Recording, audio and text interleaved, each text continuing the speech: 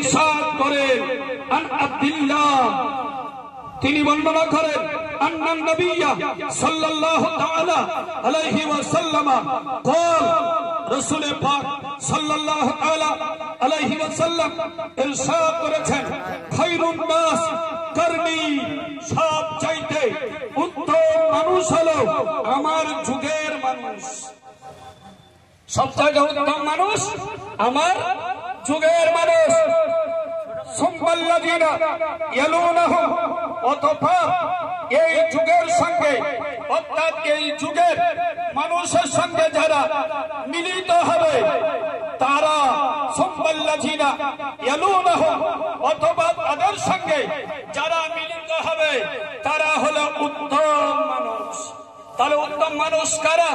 নবী পাক সাল্লাল্লাহু তাআলা আলাইহি ওয়াসাল্লামের সঙ্গে যারা মিলিত হয়েছেন, ঈমানের সঙ্গে নবী পাকের দর্শন লাভ করেছেন, নবী পাকের সাক্ষাৎ লাভ করেছেন, তারা হলেন উত্তম মানুষ।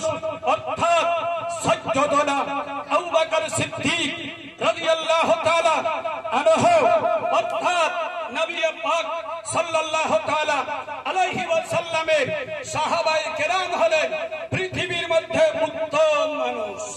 সুবহানাল্লাহ। সাহাবায়ে কেরাম পৃথিবীর মধ্যে বাদাল আম্বিয়া নবীদের পরে পরে যে জামাত উত্তম মানুষের মধ্যে ওই জামাতের নাম হলো সাহাবায়ে কেরাম। নবী পাক বলেন আমার সাহাবায়ে কেরাম যদি এক মুঠ সুয়াসের যদি আল্লাহর রাস্তায় দান করে আর তোমরা যদি ওহদ পাহাড় সমান সোনা দান করো তাও সাহাবী এক মুঠ জব দান করার যে নেকি ওই নেকির কাছে পৌঁছাবে না। সুবহানাল্লাহ। ওই নেকির কাছে পৌঁছাবে না। তিনারা হলেন সাহাবায়ে কেরাম। তারপরে যারা তাবেঈনগণ হলেন নবীদের পরে দ্বিতীয় স্টেজে, দ্বিতীয় স্তরে, প্রথম স্তরে সাহাবীগণ, দ্বিতীয় স্তরে হযরত তাবেঈনগণ, আর তৃতীয় স্তরে হলেন তাবেঈনগণ। এবার আমাদের ইমাম সিরাজুল উম্মাহ কাশিমুল গুম্মাহ ইমামে আবু হানিফা রাদিয়াল্লাহু তাআলা আনহু কোন স্তরের মানুষ ছিলেন, কোন স্তরের তিনি মানুষ ছিলেন আপনি লক্ষ্য করুন। আমাদের ইমামে আযম আবু হানিফা রাদিয়াল্লাহু তাআলা আনহু তিনি বলেন আমি আনাস ইবনে মালিক রাদিয়াল্লাহু তাআলা আনহুকে দর্শন করেছি। রাআইতু আনাস ইবনে মালিক, আমি আনাস ইবনে মালিককে দর্শন করেছি।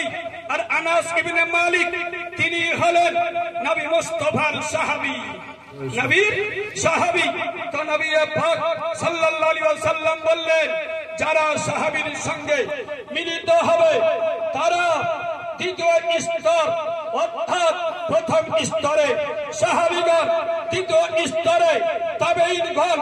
আমাদের ইমামে আযম আবু হানিফা রাদিয়াল্লাহু তাআলা আনহু দ্বিতীয় স্তরে রয়েছেন যাদের প্রশংসা নবী মুস্তাফা করেছেন। আর একটি হাদিস খুব সংক্ষেপে আমি শেষ করে দিই। ব্রাদার ইসলাম যে বিষয়টি নিয়ে এখন আপনার ইন্টারনেট জগৎ তোলপাড়, ব্রাদার ইসলাম আমাদের নবী ইমামুল আম্বিয়া নবী পাক সাল্লাল্লাহু তাআলা আলাইহি ওয়াসাল্লাম কবে থেকে নবী আছেন। ব্রাদার ইসলাম আমি ব্যাখ্যায় যেতে চাই না। বিশ্ব নবী মহানবী সাল্লাল্লাহু তাআলা আলাইহি ওয়াসাল্লাম যেটা বলেছেন ওটাই আপনাদের সামনে আমি পেশ করছি। সাহাবায়ে কেরামের মধ্যে হতে হযরত আবু হুরায়রা তিনি বর্ণনা করেন আন আবি হুরায়রা রাদিয়াল্লাহু তাআলা আনহু ক্বালু ইয়া রাসূলুল্লাহ। আবু হুরায়রা দাউসী তিনি বর্ণনা করেছেন সাহাবায়ে কেরাম নবীকে জিজ্ঞাসা করলেন ইয়া রাসূলুল্লাহ বললেন। অর্থাৎ সাহাবায়ে কেরাম নবীকে যখন স্মরণ করতেন তখন তারা বলতেন ইয়া রাসূলুল্লাহ। আমরাও নবীকে স্মরণ করলে ইয়া রাসূলুল্লাহ বলি, ইয়া হাবিবাল্লাহ বলি, ইয়া নবিয়াল্লাহ বলি। সাহাবায়ে কেরাম বললেন, ইয়া রাসূলুল্লাহ সাল্লাল্লাহু আলাইহি ওয়াসাল্লাম, মাতা ওয়াজাবাত লাকান নবুওয়াহ। হুজুর, ইয়া রাসূলুল্লাহ, কবে থেকে আপনি ওয়াজিব হিসাবে নবী? কবে থেকে আপনি পার্মানেন্ট নবী?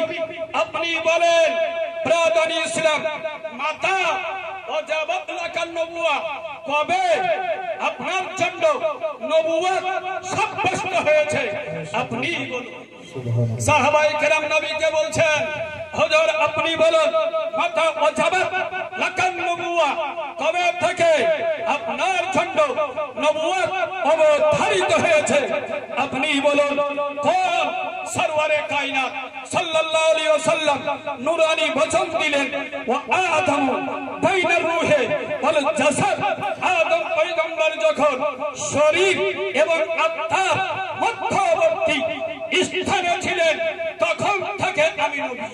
সুবহানাল্লাহ, নারা তাকবীর, নারা রিসালাত, মাসলাক আলা হযরত। তাহলে আমাদের নবী কবে থেকে নবী?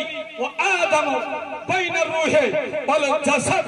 এবার ইমাম তিরমিজি বলেন, হাযা হাদিসুন হাসানুন সহিহুন গরীবুন। ইমাম তিরমিজি বলেন, এই হাদিস হলো হাসান হাদিস, এই হাদিস হলো সহিহ হাদিস, এই হাদিস হলো গরীব হাদিস। সহিহ যদি মানো তাও হাদিস এটা, হাসান যদি মেনে নাও এটা এর জন্য এই হাদিসই আছে।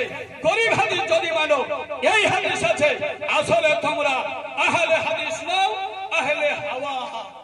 ফাঁকাতে তোমরা উড়ো, এর জন্য তোমরা বিশ্বাস করো না। ব্রাদার ইসলাম, আমাদের নবী আকা মাওলা সাল্লাল্লাহু তাআলা আলাইহি ওয়াসাল্লামের নবুয়ত আদম পয়গম্বর যখন পানি এবং